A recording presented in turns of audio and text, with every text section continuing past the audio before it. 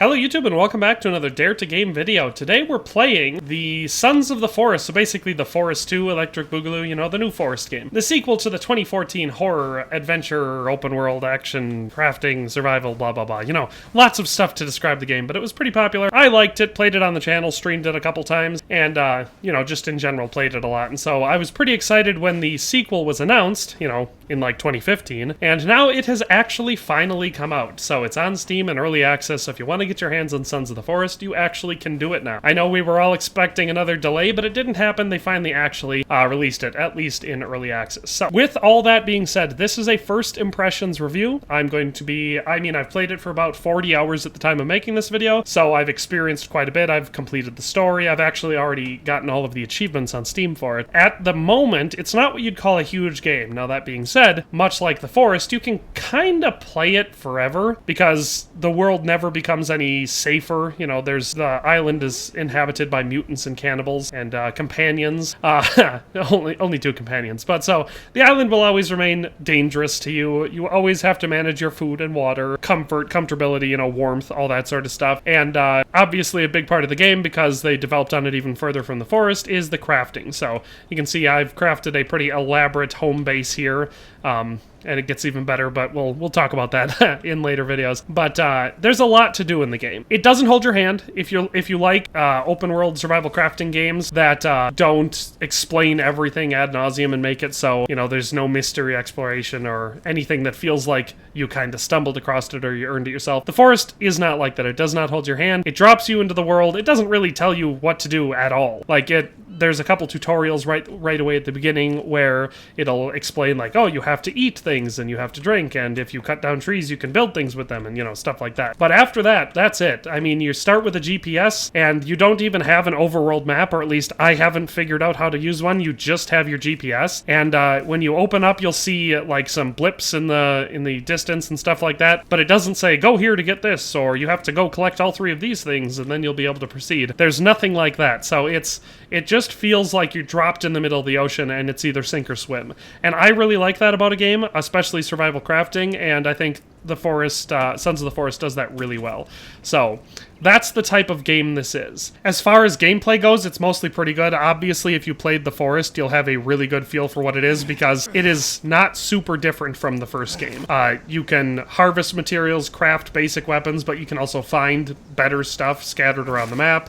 Most of it hidden in harder to find areas, so it feels really special when you find yourself a better tool like the axe I'm using right now, or maybe a better weapon like a shotgun or something like that. It definitely feels very exciting and well earned, because of the fact that you could totally miss that and then never find it. So I think that the reward for gameplay is pretty high in this game. And the gameplay itself, like I said, is almost identical to the Forest, so if you liked that, you'll like this. It's first person, there's a lot of combat, it's decently hardcore. The enemies can kill you decently fast because you're just a regular human. It takes skill. There's caves, there's dark, congested, claustrophobic feeling areas where you might get a jump scare if you're not careful, because you know, you walk around a corner and there'll be a mutant face to face with you or something like that. So it's got a really good combination of threatening but much less scary, I guess, overworld environment, and all of the caves that make this franchise so famous.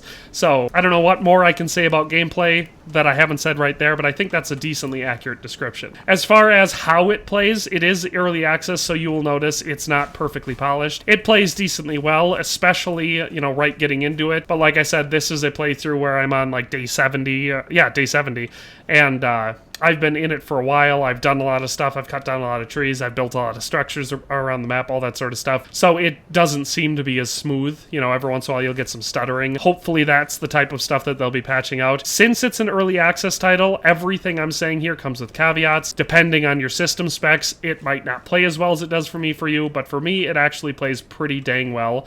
I've had no game-breaking bugs. I've only had the game crash once, I think, and freeze twice. But both of those those were while I was, or all of those I should say, were while I was screwing around, you know, testing stuff out. So it wasn't during what most people would consider regular gameplay.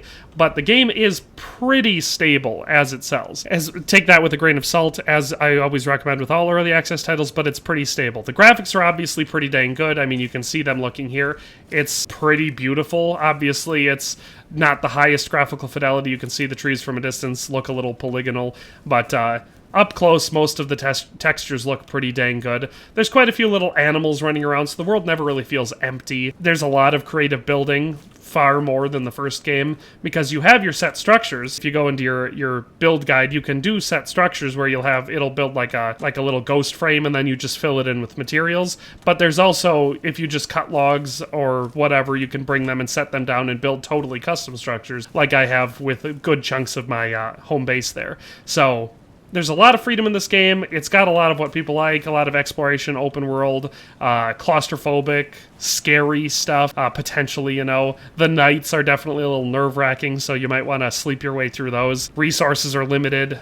The inventory is very similar to the first forest, obviously just a lot more stuff, but you can craft all sorts of stuff like time bombs from the various materials that you'll collect. There's food, medicine, stuff you can craft like that. Lots of unique stuff you can find, like an electric guitar, bows, crossbows, a chainsaw, different guns and attachments, explosives, a radio. You can make yourself a sled, which is pretty fun to play with. And then there's more basic stuff that you craft. Like I said, if you've played the first Forest game, this is a lot like it. They just basically improve on it in every way. That being said, the story of it is still relatively undeveloped. There's some cutscenes that you'll come across when you find certain areas, and the whole story's rather vague. I mean, they did that with the first one, so it makes sense. That's kind of the storytelling they're going for. But there's a mystery that you're uncovering. You're coming here to rescue a billionaire, his wife, and his daughter, and you gotta kind of uncover maybe why they're on the island, where they are, try to find them, and if you end up finding them in the end, that's how you complete the game. Not much more to say. I kind of want to leave it there, just because I don't want to go on too long, and I feel like I've already been rambling for a while about the game.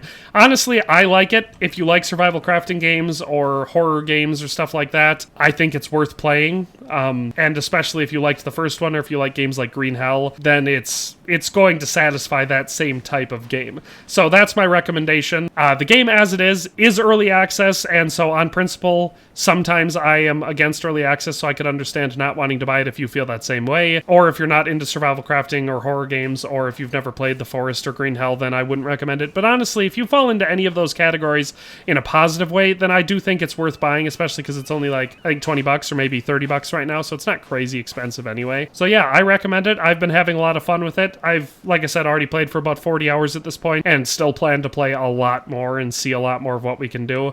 But yeah, that's my recommendation. If you've played previous games, some of the ones I've mentioned before, and you liked them, then I think you'll like this one too. So that's it for today, honestly. If you've got thoughts on this game specifically, or other games like it, why don't you let me know down in the comment section below. But in any case, that's all for today, and we'll see you next time. Thanks for watching another Dare to Game video. If you liked this video, please leave a like and a comment. If you haven't already, be sure to subscribe to the channel. If you like my content and would like to support this channel, consider becoming a member today for as little as $1.99 a month. It makes a huge difference. But in any case, thanks for watching and have a nice day. I'll see you next time.